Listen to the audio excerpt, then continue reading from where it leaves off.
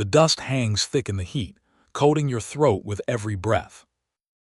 A pickaxe strikes something that shouldn't be there. Not rock, not roots. Brick. The workers stop digging. R.D. Banerjee, a British archaeologist, crouches down and brushes away centuries of dirt with his bare hands. Beneath this Buddhist monastery, a relic he came here to study, lies something far older. Something the monks who built above it never knew was there. It's 1922. Banerjee orders his men to keep digging.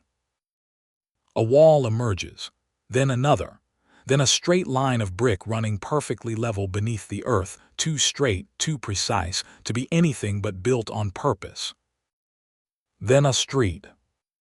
Then another city block, then another. Within weeks, an entire city rises out of the ground, planned with a precision that shouldn't exist this far back in time. This city has running water, indoor plumbing, sewage systems more advanced than anything Europe would build for another 3,000 years. It has grain storage built to feed hundreds of thousands, public baths, a single standardized system of weights and measures, used without variation across a territory larger than ancient Egypt and Mesopotamia combined. For 700 years, this city thrived. And then around 1900 BC, it stopped. No burned buildings, no mass graves, no broken walls from a siege. The people simply put down their tools and walked away. Where they went, no one knows. Why they left, no one knows. What they called themselves, we still don't know. Their writing sits carved into thousands of seals, unread to this day. No one alive can speak their language. No temple has revealed their gods. No tomb has revealed their kings. They built one of the greatest cities on earth. And then they vanished from it completely. This is Mohenjo-daro. And it is the greatest unsolved mystery in the history of human civilization. Banerjee couldn't have known it yet, standing in that dust in 1922, but the city beneath his feet was older than he could have imagined. The year is 2600 BC. In Egypt, the Great Pyramid of Giza is being built. The pharaohs of the Old Kingdom rule the Nile with absolute authority, commanding armies of workers and priests. In Mesopotamia, the Sumerian city-states are writing the first literature in human history. The Epic of Gilgamesh is being composed on clay tablets. In Britain, Stonehenge is being assembled, stone, by people whose names we will never know. These are the great civilizations of the ancient world. And quietly, along the floodplains of the Indus River in what is now Pakistan and northwestern India, a fourth civilization is rising. It will become larger than Egypt and Mesopotamia combined. It will develop technologies those civilizations will not discover for another 1,000 years. And it will do all of this without, as far as we can tell, a single king. Without a single palace. Without a single monument to a single ruler. The Indus Valley Civilization is the largest, most technologically sophisticated, and least understood civilization of the ancient world. Mohenjo-daro was its greatest city. At its peak, Mohenjo-daro was home to between 40,000 and 100,000 people. That made it one of the largest cities on Earth in 2500 BC, comparable in size to ancient Ur in Mesopotamia or Memphis in Egypt. But unlike those cities, Mohenjo-daro was not built around a palace or a temple. It was built around something more practical. A grid. The streets of Mohenjo-daro run at perfect right angles, north-south and east-west. The main boulevards are 10 meters wide. The side streets are precisely half that. Every block is a consistent size and shape. This is not accidental. This is urban planning. Deliberate, centralized, executed with extraordinary precision across an area of more than 250 hectares. Every house was built from standardized baked bricks, the same size, the same ratio, throughout the city and throughout every other Indus settlement we have found. A brick from Mohenjo-daro fits perfectly with a brick from Harappa, 500 kilometers away. Every house had access to a well. Every house had a bathroom connected to an underground sewage system that ran beneath the streets, channeling waste out of the city through covered drains. This sewage system had inspection points along its length, the same basic idea as a manhole, 4,000 years before the word existed. In 2500 BC, at the center of Mohenjo-daro, on top of an artificial mound 12 meters high, stands what archaeologists call the Great Bath. It is a watertight tank, 12 meters long, 7 meters wide, and nearly 3 meters deep. The floor is made of carefully fitted bricks sealed with gypsum mortar and a layer of natural tar, the same waterproofing technology used in modern construction. Steps lead down into the water from both ends. Surrounding the tank are changing rooms, corridors, and smaller private chambers. Archaeologists believe this was a ritual bathing facility, a place of religious purification, perhaps the ancestor of the sacred bathing tanks still found in Hindu temples across South Asia today. What is remarkable is not just the technology, but the priority. The Great Bath is the most prominent structure in Mohenjo-daro, not a palace, not a fortress, not a throne room. A public bath. Whatever these people valued, whatever they believed was worth placing at the center of their greatest city, it involved water. It involved cleanliness. It involved communal ritual. Here is what archaeologists have not found at Mohenjo-daro.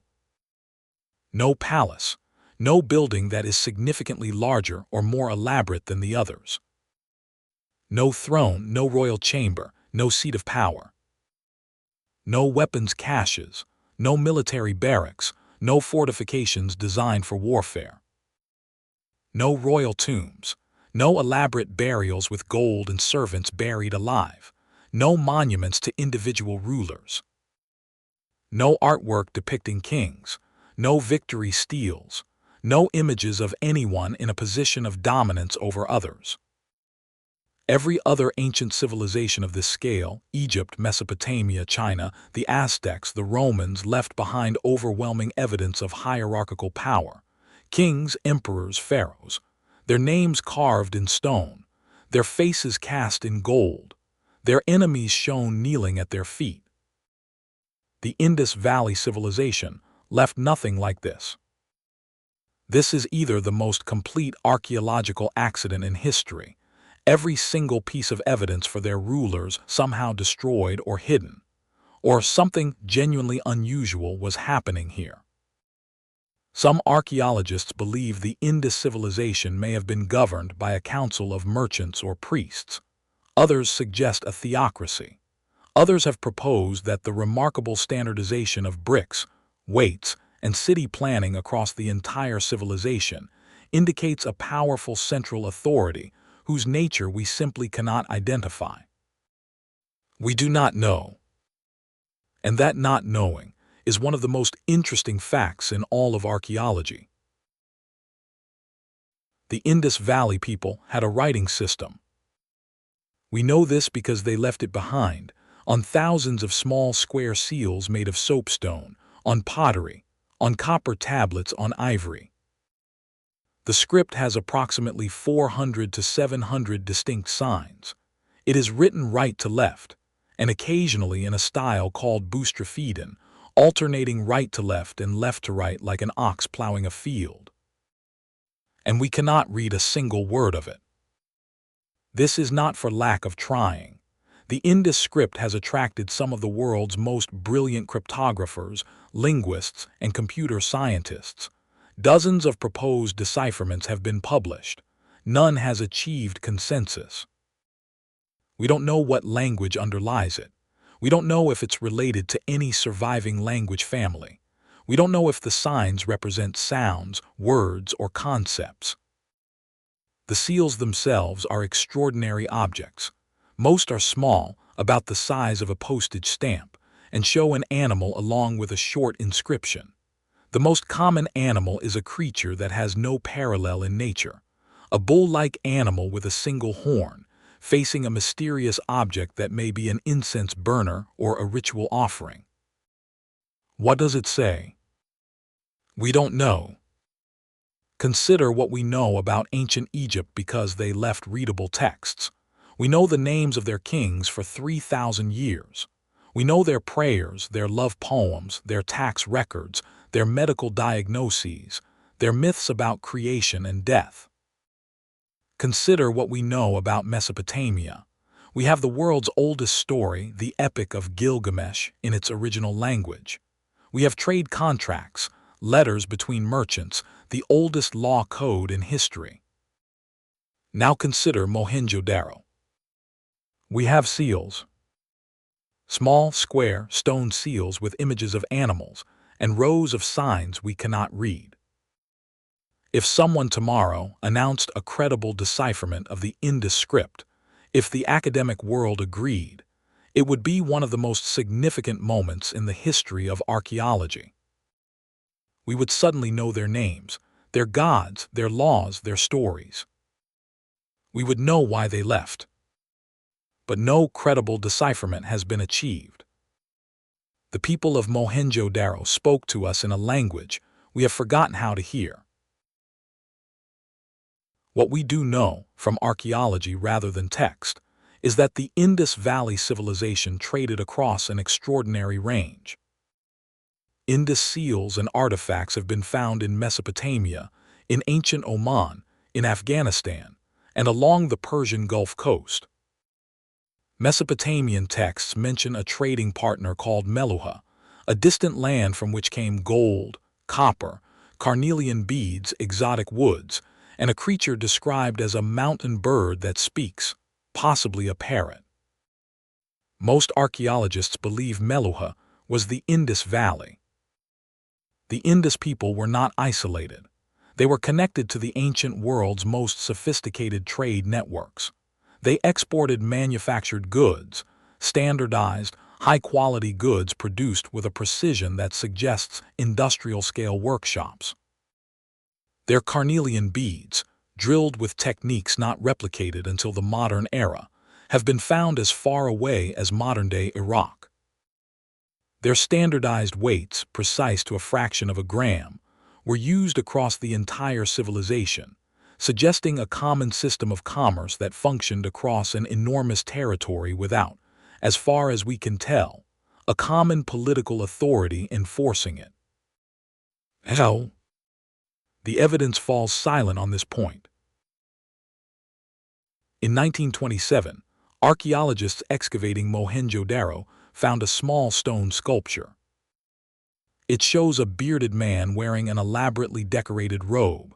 His eyes are half-closed, in an expression of serene authority. His face is composed, distant, powerful. Archaeologists called him the Priest King.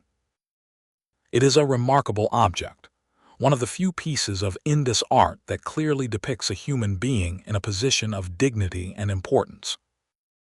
But here is the problem. We have no idea who he was. We have no idea if he was a priest, a king, a merchant, a god, or an ordinary man who happened to be a skilled subject for a sculptor. We named him the Priest King because we needed to call him something. Because every other ancient civilization had kings and priests, and we assumed this one did too. We may be completely wrong. The Priest King sits in the National Museum of Pakistan in Karachi. He has been looking at us for nearly a century. He has not told us anything. Between 2600 and 1900 BC, the Indus Valley Civilization was at its height. It occupied a territory of approximately 1.5 million square kilometers, larger than modern-day Pakistan and India's Punjab and Sindh provinces combined, larger than ancient Egypt and Mesopotamia combined. More than 1,000 settlements have been identified, ranging from small villages to major cities. Mohenjo-daro and Harappa were the largest, but Dhalavira, Rakhigarhi, and Ganariwala were also major urban centers. The civilization was so standardized, the same bricks, the same weights, the same pottery styles, across this enormous distance that it must have required some form of communication and coordination that we cannot yet explain. There were no roads connecting these cities as far as we know. The rivers, the Indus and the now dry Saraswati, were probably the highways.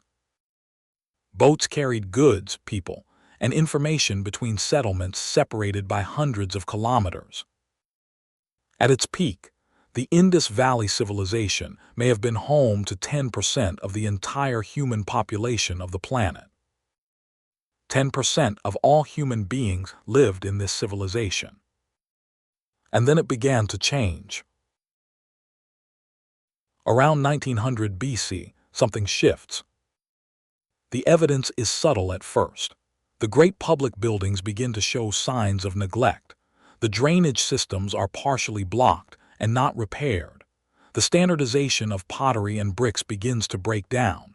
Different areas begin producing goods in slightly different styles, as if the connections between cities are weakening. The population of Mohenjo-daro itself appears to decline. Squatters begin occupying formerly grand buildings. High-quality craftsmanship gives way to cruder work. By 1700 BC, Mohenjo-daro is essentially abandoned. This process takes about 200 years. 200 years of slow, steady decline, not a sudden catastrophe, but a gradual unraveling. The people did not die in Mohenjo-daro, they left. The question that has occupied archaeologists for a century is, why? The first explanation proposed, and the most dramatic, was invasion. When Sir Mortimer Wheeler excavated Mohenjo-daro in the 1940s, he found something disturbing in the upper layers of the city. Skeletons.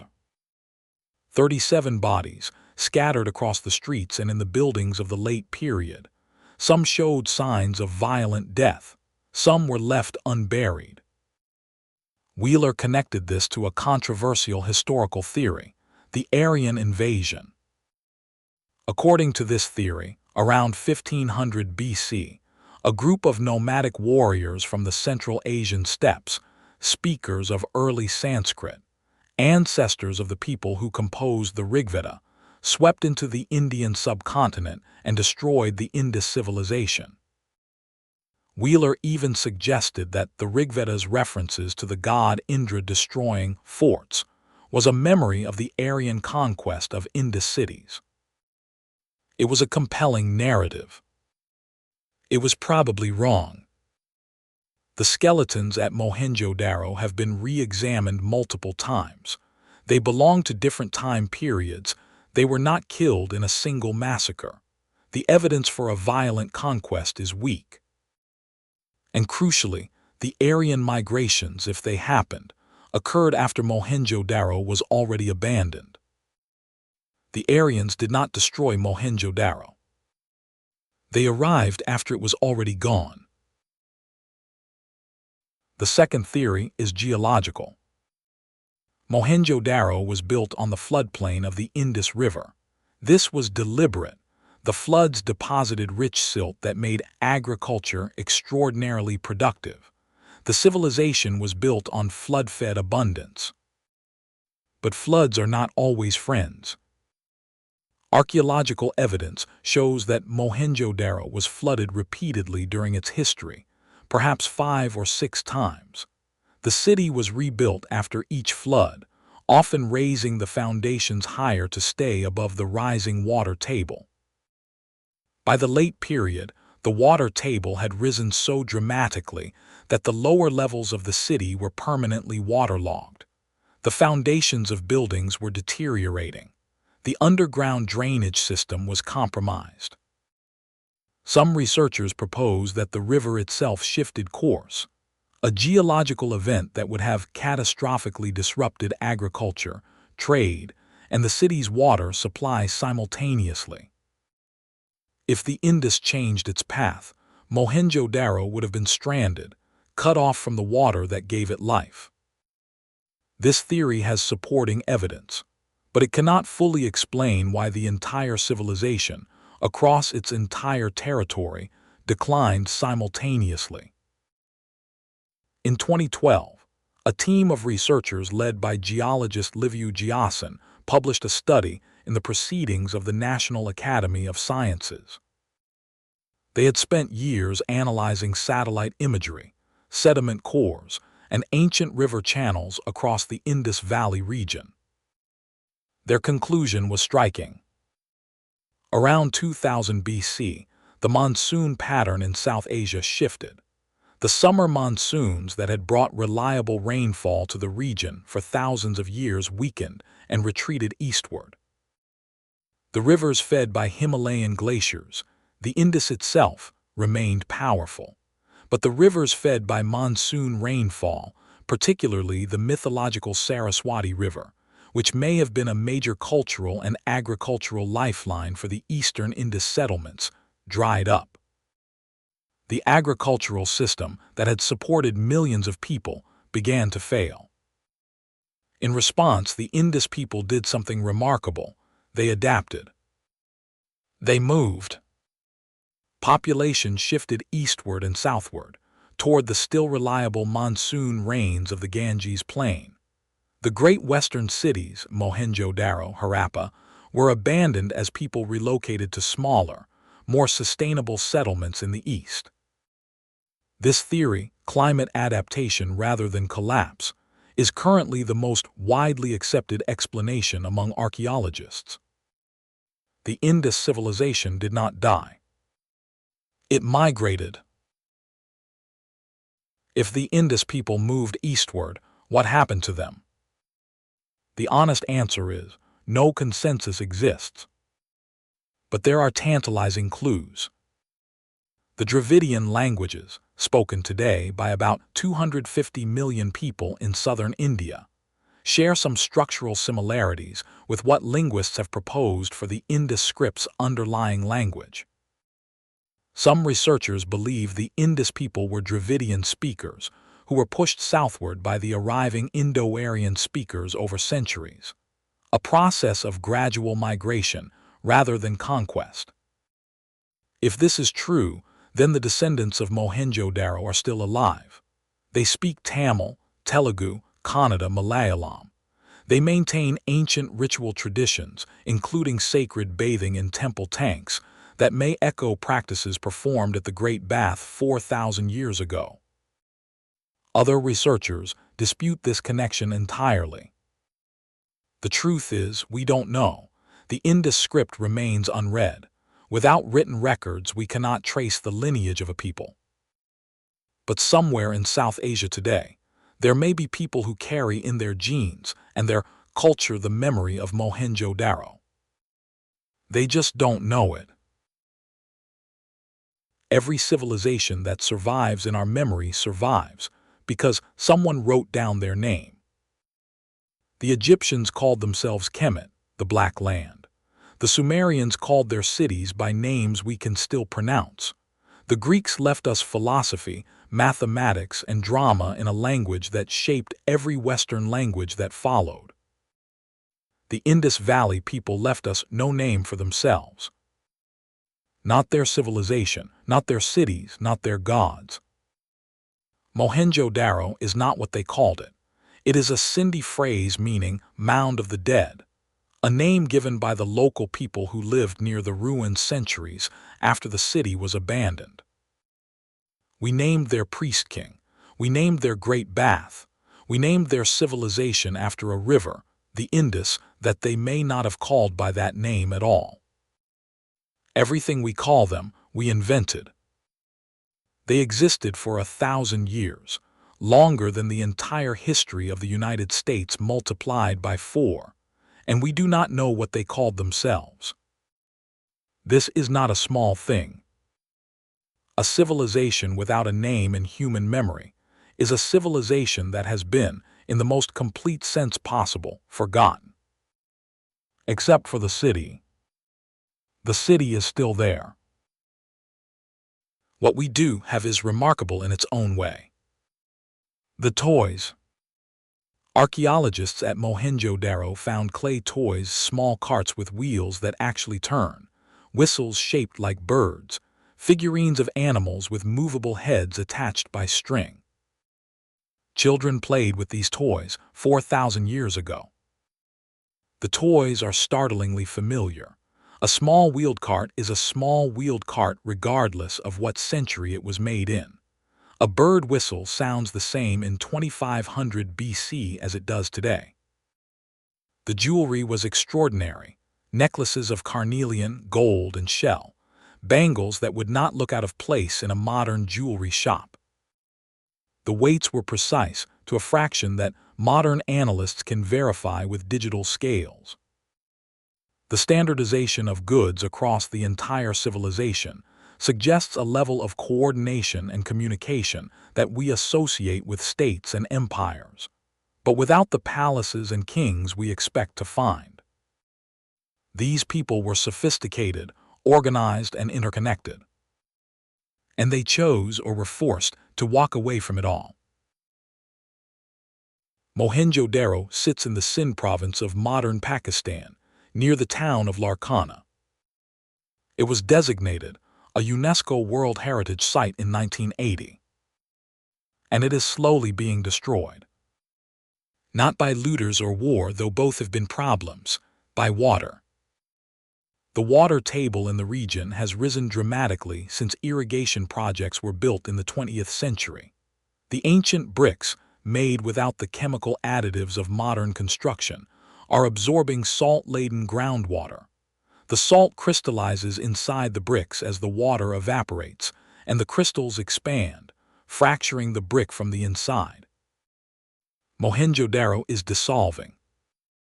UNESCO has estimated that without major conservation intervention, significant portions of the site could be lost within decades. Conservation efforts are underway, but they compete for funding and attention with thousands of other endangered sites around the world. For now, the clock keeps running. There is an extraordinary irony here. The people who built Mohenjo-daro solved the problem of water. Their sewage systems, their wells, their great bath are testaments to mastery of hydraulic engineering. And now water is taking their city back. In a storeroom of the National Museum in Karachi, there is a small clay tablet. On it are rows of signs in the Indus script, neat, precise, carefully made. No one alive can read it. It might be a merchant's inventory, a prayer, a legal contract, a poem, a name. It might say, "This is who we are. This is what we believed. This is why we built our city the way we did. This is where we went when the rain stopped coming." We don't know. Mohenjo-daro asks us to sit with not knowing in a way that most history does not. We can narrate the rise and fall of Rome because the Romans told us about it themselves in a language we can read. We can follow the logic of the Egyptian Empire because the pharaohs left their story carved in stone for eternity. The Indus Valley people left us a city and a silence. In that silence we can see streets that any urban planner would recognize today. Bathrooms, sewers, standardized weights, children's toys, jewelry, trade goods from 3,000 kilometers away.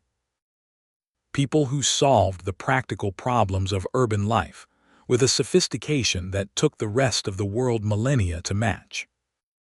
And then they left. The seals are still waiting to be read. The city is still slowly dissolving. History usually remembers its greatest empires. Mohenjo-daro reminds us that history can also forget.